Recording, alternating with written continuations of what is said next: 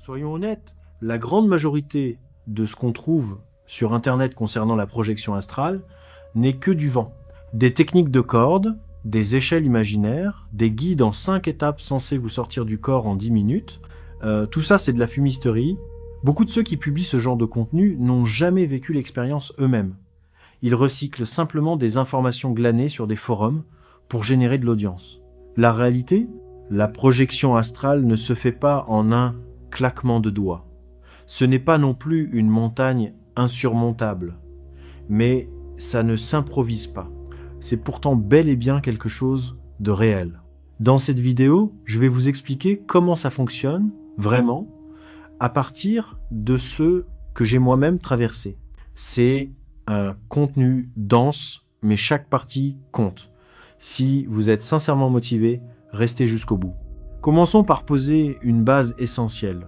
La projection astrale n'a rien d'étrange, ni d'exceptionnel, car vous la pratiquez déjà chaque nuit sans le savoir. Dès que vous vous endormez, votre corps entre en veille, mais votre conscience, elle, continue de fonctionner. C'est exactement ce qu'est le rêve. Une projection astrale non maîtrisée, une interprétation par le cerveau humain, des expériences vécues par votre être profond. Ce qui distingue la projection astrale du simple rêve, c'est l'état de conscience. Projeter, c'est demeurer éveillé pendant que le corps s'endort.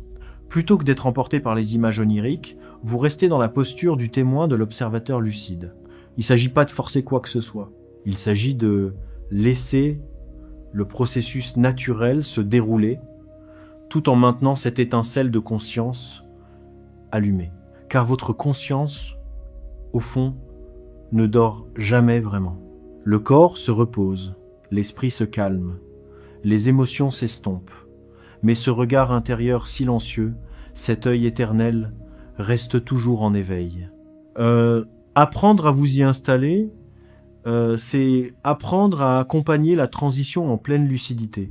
Voilà ce qu'est la projection astrale. C'est pas une découverte, c'est quelque chose que vous faites déjà. La seule nouveauté, c'est que vous en devenez conscient. Pour y parvenir, il vous faut un socle solide. Et ce socle, c'est la méditation. Si vous êtes incapable de rester immobile, d'apaiser votre mental et de vous détendre en profondeur, vous n'atteindrez jamais l'état nécessaire. La projection astrale n'est pas un raccourci. C'est une compétence au même titre que développer sa force physique ou apprendre un instrument de musique.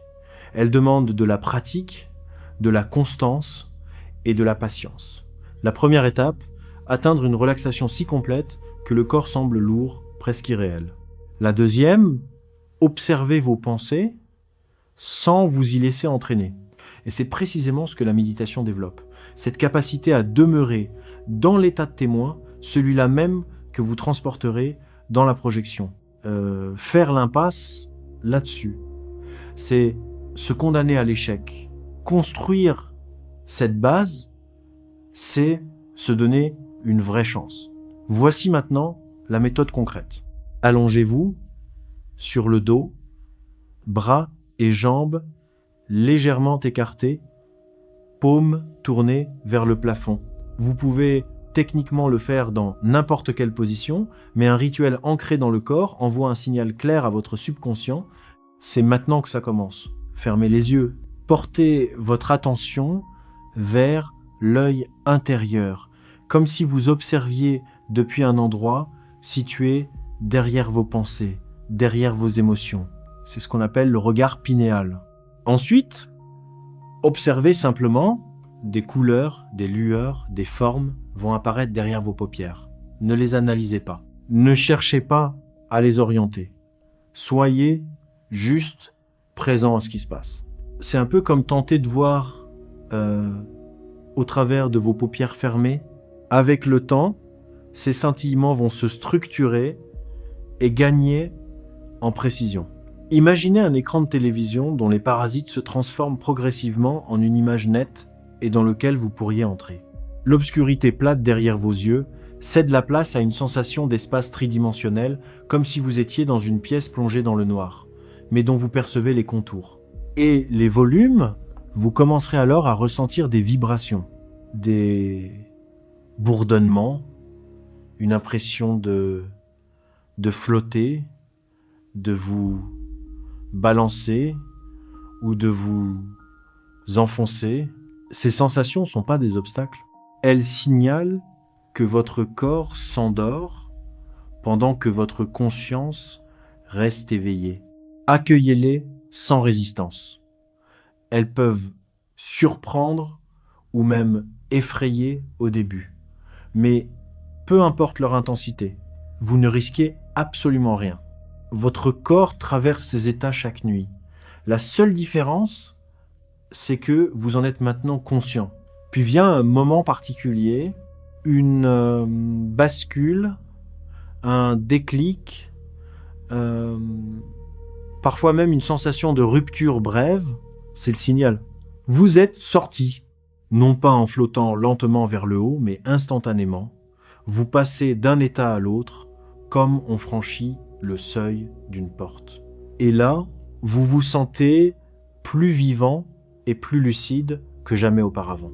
Si l'expérience vous semble floue ou cotonneuse, vous êtes probablement entré dans un rêve lucide à la place. Voici quelque chose que très peu de gens mentionnent. Avant d'atteindre la projection astrale complète, vous passerez souvent d'abord par des rêves lucides. Certains les confondent d'ailleurs avec la projection elle-même. Le rêve lucide est une sorte d'état intermédiaire à mi-chemin entre le sommeil et l'éveil. Mais à partir de là, il est possible de basculer directement vers la projection. C'est ce qui m'est arrivé lors de mes premières expériences. En plein rêve, j'ai réalisé que c'était pas une projection astrale. Et à l'instant même de cette prise de conscience, je me suis retrouvé dans ma chambre, hors de mon corps, sans aucune interruption de conscience. Une seconde, j'étais dans un rêve. La seconde suivante, j'étais pleinement sorti. C'est là que j'ai compris quelque chose de fondamental. Le témoin intérieur ne dort jamais. Il n'y a pas de vraie frontière entre l'état de veille, le rêve et la projection. Seul le corps se repose. La conscience, elle, crée et expérimente en permanence. Quand vous touchez cette réalité directement, cela peut faire peur. Parce que vous comprenez que vous n'êtes pas votre corps, pas votre ego, mais la conscience elle-même. Cela remet en question la frontière entre ce qu'on appelle le réel et ce qu'on appelle l'illusion. C'est déstabilisant, mais c'est une vérité incontournable sur tout chemin spirituel authentique. C'est ici que la majorité des gens se perdent. Ils s'accrochent à des techniques, grimper une corde imaginaire, rouler hors du corps, se balancer. Ces procédés vous maintiennent dans l'imagination. Vous êtes tellement absorbé par la simulation de l'action que vous passez à côté du vrai processus qui se déroule, lui, naturellement. La projection astrale ne se force pas, elle se laisse venir. Il s'agit de permettre au corps de s'endormir tout en restant vous-même le témoin éveillé. Abandonnez les gadgets, la simplicité est votre meilleur allié. Détendez-vous et laissez faire. Il y a un autre aspect que l'on évoque rarement, votre état intérieur au moment de l'expérience. La projection astrale n'est pas un simple mécanisme à déclencher. Elle ressemble par certains côtés aux expériences psychédéliques. Ce que vous apportez avec vous dans l'expérience détermine ce que vous y rencontrerez. Votre état d'esprit, votre hygiène de vie, vos habitudes quotidiennes, tout cela se manifeste lorsque vous quittez le corps. Si vous portez de l'anxiété, de la tristesse, des dépendances ou un manque de soin envers vous-même, ces énergies vous accompagneront dans l'astral et elles prendront forme. C'est pour ça que certains y croisent des entités menaçantes ou des présences malveillantes. Ce n'est pas que l'astral soit dangereux, c'est qu'il reflète ce que vous portez en vous. Vous êtes le créateur de votre propre réalité. Et dans l'astral, cette vérité devient immédiate. Impossible à ignorer. Il est donc essentiel de prendre soin de vous, cultiver une pratique spirituelle, prenez soin de votre corps et de votre esprit, et ancrez en vous la conscience de votre propre puissance. Car dans l'astral, cette puissance est directe, instantanée. Vous pouvez tout créer. Ce qui fait la différence entre un cauchemar, un rêve confus et une exploration consciente et lumineuse de la réalité. C'est uniquement ce que vous apportez avec vous. Votre monde intérieur est absolument déterminant. La projection astrale n'est ni simple, ni immédiate, mais elle est réelle. Plus vous pratiquez, plus l'observateur en vous se renforce. Chaque séance de méditation affine la conscience même qui rend la projection possible. Et quand le moment arrive enfin, vous ne pourrez pas vous tromper. Ce ne sera pas comme une rêverie ou une simple visualisation. Ce sera comme franchir le seuil d'une porte et découvrir une pièce que vous n'aviez jamais explorée. Plus vivant que tout ce que vous avez connu jusqu'ici. Et c'est là que la véritable aventure commence. Si vous expérimentez cette approche, partagez vos ressentis en commentaire. La seule preuve qui compte vraiment, c'est celle que vous vivez vous-même. Merci de m'avoir suivi jusqu'ici.